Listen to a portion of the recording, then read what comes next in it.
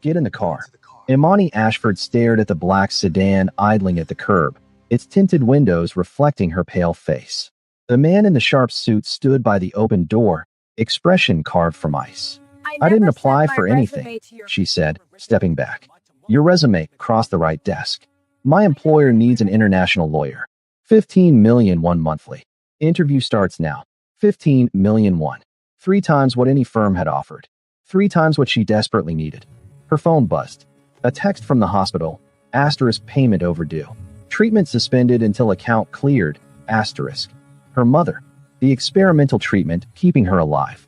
The bills that had become a noose around Imani's neck. What kind of law? Import-export. Corporate contracts. International trade. It sounded legitimate. Almost. But legitimate jobs didn't recruit people off the street. Another text. This one from her father. Asterisk, they're coming tonight. I'm sorry. Asterisk. The loan sharks. The debts he'd promised to stop accumulating. Imani looked at the man in the suit. At the car. At the choice that wasn't really a choice. She got in. The building was all glass and steel, towering over Gangnam like a blade. Inside, marble floors swallowed sound. Armed guards stood at intervals, eyes tracking her every move. The elevator climbed 40 floors. When the doors opened, she stepped into an office that screamed power. Floor-to-ceiling windows. Black walnut desk. Papers arranged with military precision. Behind the desk sat Beck Saiwell. Late 20s, sharp jaw, eyes like obsidian. He didn't look up from the document in his hand. Sit. Imani sat. He slid her resume across the desk without glancing at her. London School of Economics. Top 5%. 3 languages. Why can't you get hired? Timing. His eyes lifted. Cold. Calculating. Try again. 47 firms rejected me. You want honesty? I'm foreign, broke, and they don't want someone who looks like me in their boardroom. Silence stretched between them. Then, your Korean is passable. Your credentials are solid. You start Monday. 15 million won monthly. You draft contracts, review shipments, handle international documentation. You don't ask questions about my business. You don't discuss it outside this office. Clear. Imani's heart hammered. What kind of business? Import-export. Luxury goods. That's vague. It's all you need to know. Red flags everywhere. But her mother needed treatment. Her father needed the loan sharks off his back. Her brother needed tuition money for next semester. When do I start? Monday. 7:30. Don't be late. Hey beautiful people. Welcome back, and if you're new here, hit that subscribe button right now because this story is about to get wild. Drop a like, comment where you're watching from and what time it is, and stick around till the end.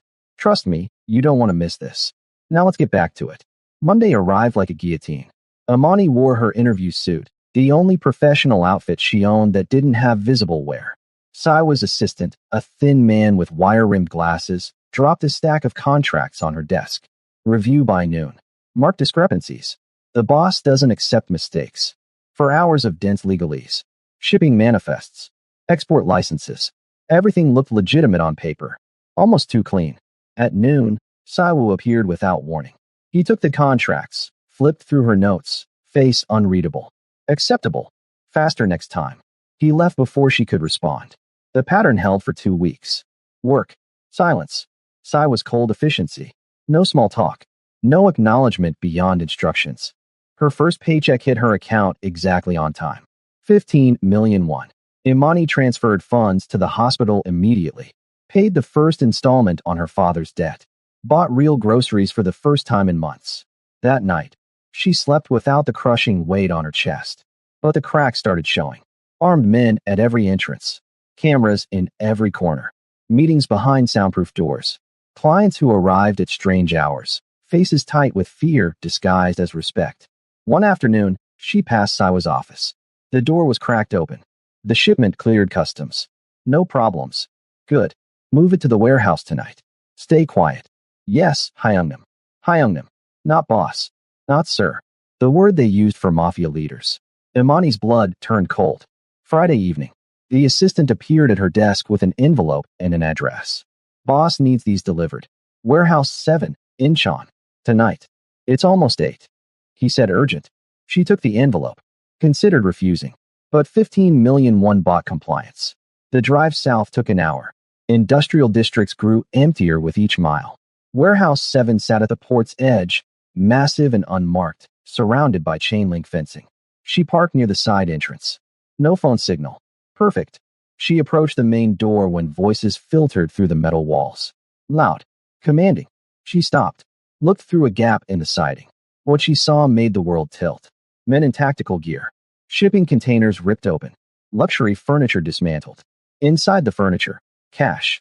Bricks of it wrapped in plastic. And guns. Military-grade weapons stacked like inventory. In the center stood Baek Siwoo. All black. No suit jacket. Sleeves rolled up. His face was a stranger's, cold, detached, lethal. A man approached, bowing. Hyungnam, the shipment is secure. Everything's counted. Siwoo inspected a stack of bills, nodded once. Move it by midnight. No errors. Yes, Hyungnam. Imani's phone buzzed in her pocket. Text from her mother. Asterisk feeling so much better today. The new treatment is working. Thank you, baby. Asterisk. The phone slipped. Hit concrete with a crack that echoed like a gunshot. Inside, Siwa's head snapped toward the sound. Someone's here. Find them. Imani ran. Her lungs burned. Footsteps pounded behind her. Voices shouting in rapid Korean. She ducked behind shipping pallets. Pressed herself flat against cold metal. Flashlight beams swept past. Once. Twice. Her heart hammered so loud she was sure they'd hear it. Check over there. Nothing. Must have been a cat. Check again. She held her breath until spots danced in her vision. Minutes crawled past. Finally, there's no one. Let's get back. The footsteps retreated. Imani waited. 10 minutes. 20. When silence settled, she crawled toward the exit, every muscle shaking. She passed a window. In the reflection, Baek Siwoo stood motionless, staring directly at where she crouched. Their eyes met in the glass. He didn't move. Didn't call out. Just watched her with that cold, assessing gaze. She ran. Imani didn't sleep. Every shadow looked like him. Every sound was footsteps coming to silence her. She'd seen everything. The money. The guns. The criminal empire hidden behind luxury goods. And he knew she'd been there. Monday morning felt like walking to her execution. She dressed in autopilot, hands trembling. She could run, pack a bag, take her mother, and disappear. But the medical bills were crushing. Her father's debt hadn't vanished. And Siwoo had resources she couldn't imagine. She was trapped.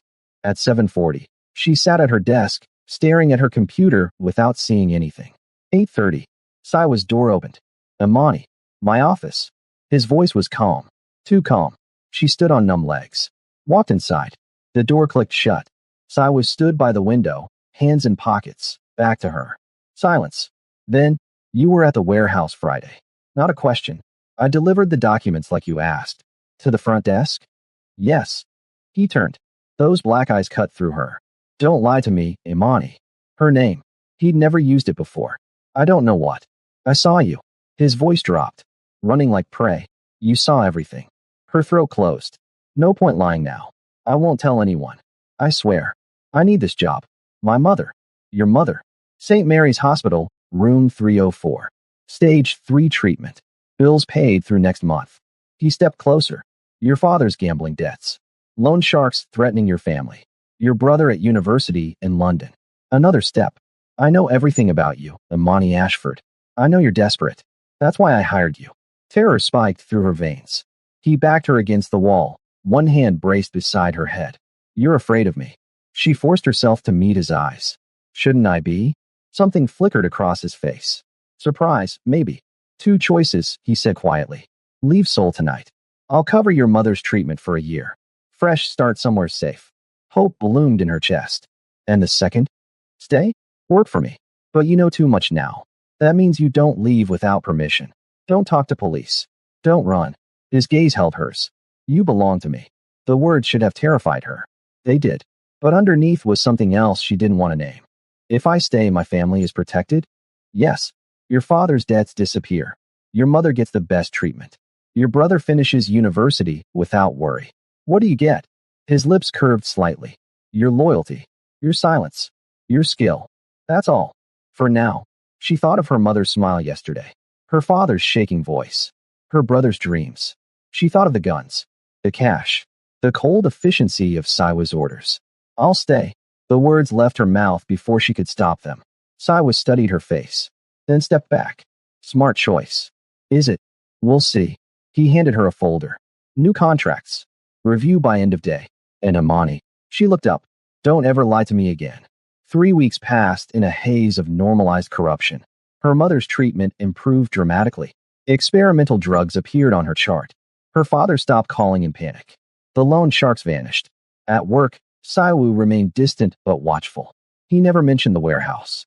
But she felt his attention constantly, assessing, waiting. She drafted contracts that laundered millions, reviewed manifests hiding contraband, built legal shields for crimes she couldn't name, and she got frighteningly good at it. One evening, working late, Saiwa's door burst open. A woman swept in. Stunning. Designer clothes. Heels like weapons. Appa, you didn't mention foreign staff. Her Korean dripped with disdain. She looked at Imani like something scraped off a shoe. Saiwa barely glanced up. Ji-yun, I'm working. Too busy for your fiancé? The word hit Imani like ice water. Fiancé. Ji-yun draped herself across Saiwa's desk. Dinner with both families tonight. Don't forget. I won't. Ji-yun's eyes cut to Imani. You can leave. I need privacy with my fiancé. Imani gathered her things, face burning. At the door, she heard Ji-yun's voice, sharp and sweet. She's pretty, for a foreigner. Should I worry? Saiwa's response was flat. No. The word shouldn't have hurt. It did. 2 days later, unknown number. Miss Ashford, your father created problems for many people. Her blood froze. Who was this? Someone owed money. 10 million won. 3 days. The line died. Her father. Again. She couldn't ask Saiwu. He'd done too much already. That night, walking home, she didn't notice the car until too late. 2 men grabbed her, slammed her against brick. Your father's dead. We're done waiting. I don't have. His fist drove into her ribs. Pain exploded through her chest. 3 days. Or we collect another way. They left her crumpled on pavement, gasping. Imani limped home, every breath agony. She couldn't tell Saiwu. Couldn't admit her father had failed again. Next morning, long sleeves hid the bruises. She moved carefully, each step calculated. Noon. Saiwu appeared. Conference room. Now. She followed. He closed the door, turned to face her. Who hurt you? Her breath caught. I'm fine. Don't. His voice was dangerously soft. Who hurt you? She met his eyes. Saw rage barely leashed. It doesn't matter. It matters to me. The words hung between them. Raw? My father gambled again. Loan sharks want 10 million. I'll handle it. You'll handle it. His laugh was bitter. By letting them beat you? I said I'll handle it. Saiwu crossed the space in 2 strides. Gently pushed up her sleeve. Purple-black bruises vivid against her skin. His jaw clenched. Names. I don't know them. Describe them. Saiwu. Names, Imani. Or I find them myself, and it gets bloody. She told him. Hated herself for it. He pulled out his phone. Rapid Korean orders she couldn't follow. Hung up. It's handled. What does that mean? It means your father's debt is gone. The men who touched you won't be a problem. Fear spiked. What did you do? What I had to. He studied her. You're under my protection. No one touches you. Clear. I didn't ask for protection. You didn't have to. The air between them felt charged. Her heart hammered for reasons beyond fear. Why do you care?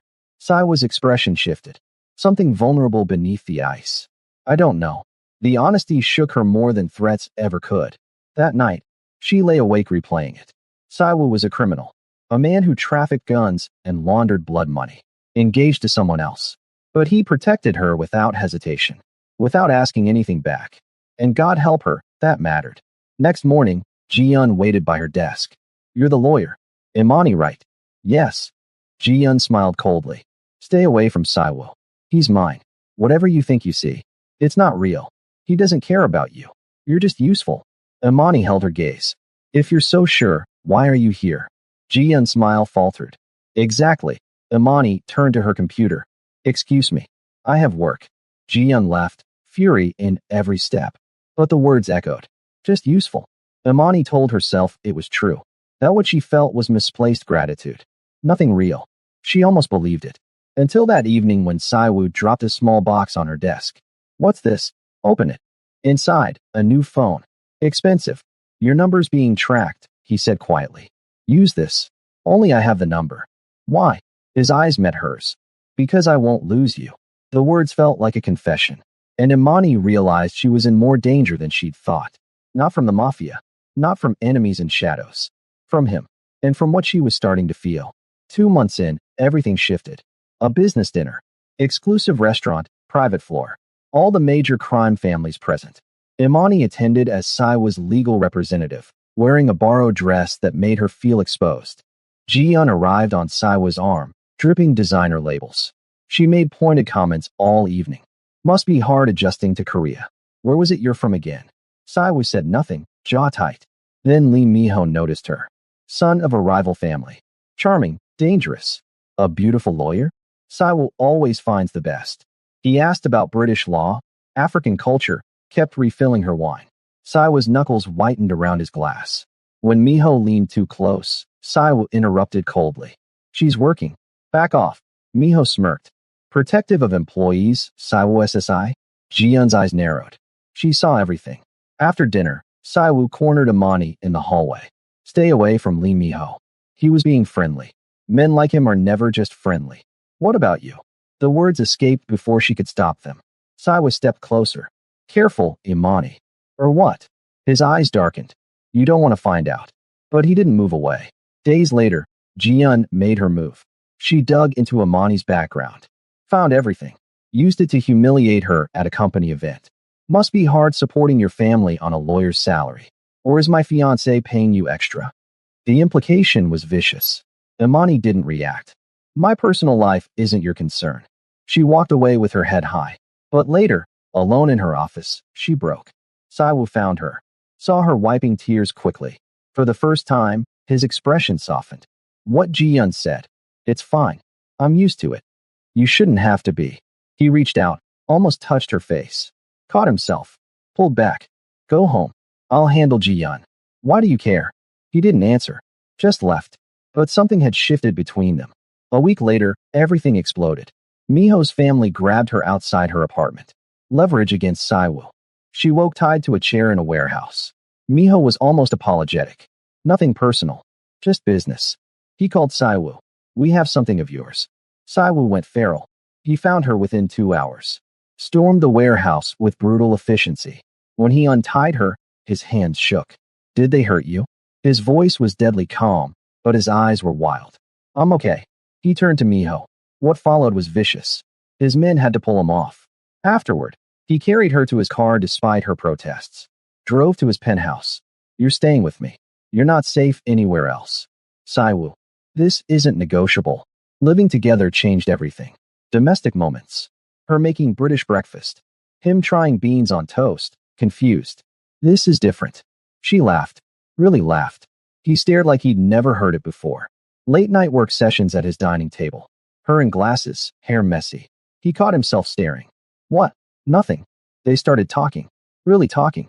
She told him about South London. Her mother's strength. Her father's weakness. He revealed pieces too. The pressure from his father. The violence. The life he never chose. I was born into this. There's no way out. Maybe there is, she said softly. He looked at her like she'd offered him salvation. Ji-yeon went to Saiwa's father. Your son is distracted by his foreign whore. Baek Jung-gi summoned Imani. You've caused quite a stir, Miss Ashford. He asked pointed questions. Then, do you love my son? Imani froze. I work for him. That's not what I asked. He tested her. Offered her freedom if she left immediately. Or stay, and you'll both be destroyed. She was silent. Then, I'm not leaving. Baek Jung-gi smiled. Good answer. He'd been testing her loyalty. She passed. When Saiwa found out, he was furious. You threatened her? I tested her. She chose you over freedom. Do you understand what that means? Saiwa went silent. Ji-yeon made one final play. Put a bounty on Imani. Saiwa had to lock down security completely. This is my fault. You're in danger because of me. I chose to stay, Imani said, stepping closer. Why? Why would you choose this? Because you're in it. Saiwa closed the distance in 2 strides. Cupped her face. I can't protect you if you stay. Then don't protect me. Just be with me. He kissed her. Desperate. Fierce. Years of restraint breaking. The annual gala arrived. The engagement between Saiwu and Ji-yeon was supposed to be announced. But Saiwa's father had other plans. Bring the woman you actually want. Saiwu was stunned. Father, I didn't raise a coward. If you love her, claim her. Saiwu sent Imani a custom dress. African-inspired patterns woven into luxury fabric. She walked in on his arm. The room went silent. Beck Jungi took the stage. I'd like to introduce someone important. Miss Imani Ashford, my future daughter-in-law. Chaos erupted. Jian screamed at Siwa publicly. He was cold. Final. The engagement is over. It was never my choice. He took Imani's hand. She is. He addressed the room. She's under Beck family protection. And she's mine. He kissed her in front of everyone. Months later, back at the warehouse where she discovered everything. This is where you became mine, Siwa said. He knelt. Make it official. Imani laughed through tears. You're insane. Is that a yes? It's a yes. Their wedding blended Korean and African-British traditions. Beck Jungi walked her down the aisle. Siwa's vows. You saw the worst of me and stayed. I'll spend my life being worthy of that. Imani's vows. You gave me a choice when I had none. I choose you. Always. Sometimes the chains we fear are actually the things that set us free. We spend so much time running from what scares us that we miss what could save us. Loyalty isn't about perfection. It's about choosing to stay when leaving would be easier. Love isn't always clean or safe. Sometimes it's messy and dangerous and born from the darkest places. But it's real, and that's what matters. If this story grabbed you, hit that subscribe button and drop a like for more. Comment below and tell me what you think. I'll see you in the next one.